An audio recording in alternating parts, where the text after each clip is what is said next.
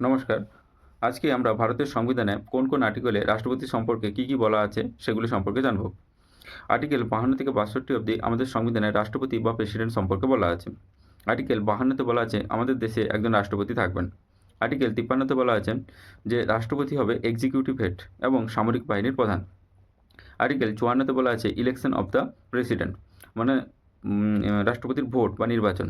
কে কাকে মানে কারা ভোট দিবে? না যারা নির্বাচিত এমপি এবং নির্বাচিত এমএলএ ওরা রাষ্ট্রপতিকে নির্বাচন করবেন। আর্টিকেল ৫৪ তে কী বলা আছে? না হচ্ছে manner of the election of the president মানে হচ্ছে নির্বাচন পদ্ধতি।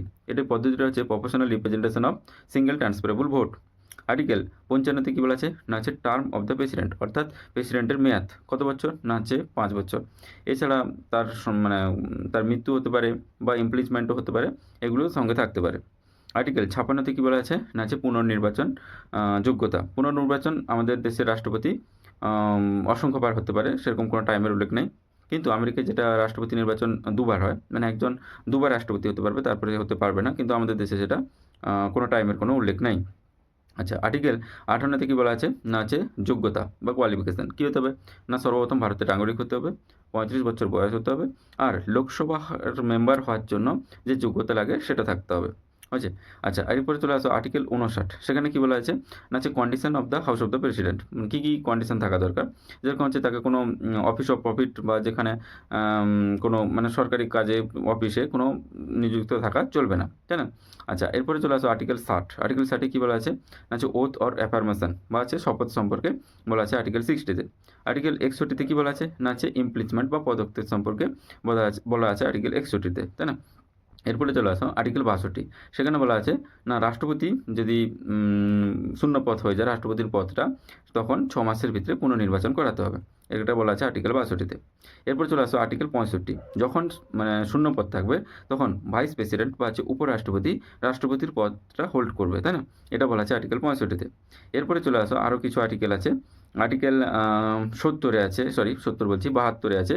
কী আছে? না আছে পার্ডনিং পাওয়ার রাষ্ট্রপতির। মানে হচ্ছে ক্ষমা, মুকুব বা হচ্ছে রেমিশন বা হচ্ছে পার্ডনিং পাওয়ার, এগুলো কোথায় বলা আছে? না আর্টিকেল ৭২ বা ৭২ এ বলা আছে। এরপরে চলে আসো আর্টিকেল ৭৪ 72 পর 74। 74 এ কী বলা আছে? না হচ্ছে council of minister headed by prime minister aid and advice to the president. অর্থাৎ আমাদের দেশে যে 15% কাউন্সিল অফ মিনিস্টার আছে টোটাল লোকসভা হাউসের, তার হেডকে মানে প্রাইম মিনিস্টার বা হচ্ছে প্রধানমন্ত্রী, তিনি এইট অ্যান্ড অ্যাডভাইস করবে কাকে? না হচ্ছে তার কথা মতন চলবে কে? না হচ্ছে রাষ্ট্রপতি বা হচ্ছে প্রেসিডেন্ট। এটা বলা আছে আর্টিকেল 74 এ। এরপরে চলে আসে আর্টিকেল 75 এ। আর্টিকেল 75 এ কী বলা আছে?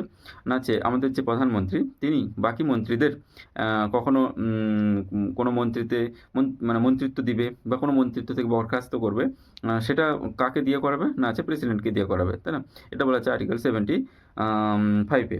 এরপর চলে আসো আর্টিকেল 76। সেখানটায় কী বলা আছে? না অ্যাটর্নি জেনারেল তাকে তাকে অ্যাপয়েন্ট করবে কে? আছে প্রেসিডেন্ট বা আছে রাষ্ট্রপতি। 76 হয়ে গেল। এরপরে চলে আসো আর্টিকেল 123 অর্ডিন্যান্স জারি করার ক্ষমতা। সেটাও কার কাছে থাকে? না হচ্ছে রাষ্ট্রপতির কাছে। ধরো কোনো হাউস সেশনে থাকেনি, তখন সেই সিচুয়েশনে রাষ্ট্রপতি অর্ডিন্যান্স জারি করতে পারবে। এটা বলা আছে আর্টিকেল 123। এরপরে চলে আসো আর্টিকেল 143। সেখানে বলা আছে যে আমাদের রাষ্ট্রপতি বা প্রেসিডেন্ট সুপ্রিম কোর্ট কাছ থেকে তার কিছু পরামর্শ সে নিতে পারে, সেটা বলা আছে 143 এ। এরপরে চলে আসো আর্টিকেল ৩৫২, আর্টিকেল ৩৫৬ আর আর্টিকেল ৩৬০। এগুলো তিনটাই জরুরি অবস্থা। আর্টিকেল ৩৫২ কী বলা আছে? 352 ন্যাশনাল ইমার্জেন্সি, সেটা কে জারি করতে পারে? না হচ্ছে আমাদের প্রেসিডেন্ট বা হচ্ছে রাষ্ট্রপতি।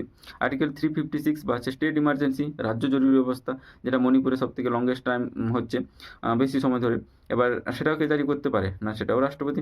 আর আর্টিকেল 360 যেটা হচ্ছে ফাইন্যান্সিয়াল ইমার্জেন্সি বা অর্থনৈতিক জরুরি অবস্থা, সেটাও কে জারি করে? না হচ্ছে রাষ্ট্রপতি। নমস্কার। যদি ভিডিওটি ভালো লাগে তাহলে অবশ্যই চ্যানেলটি সাবস্ক্রাইব করুন।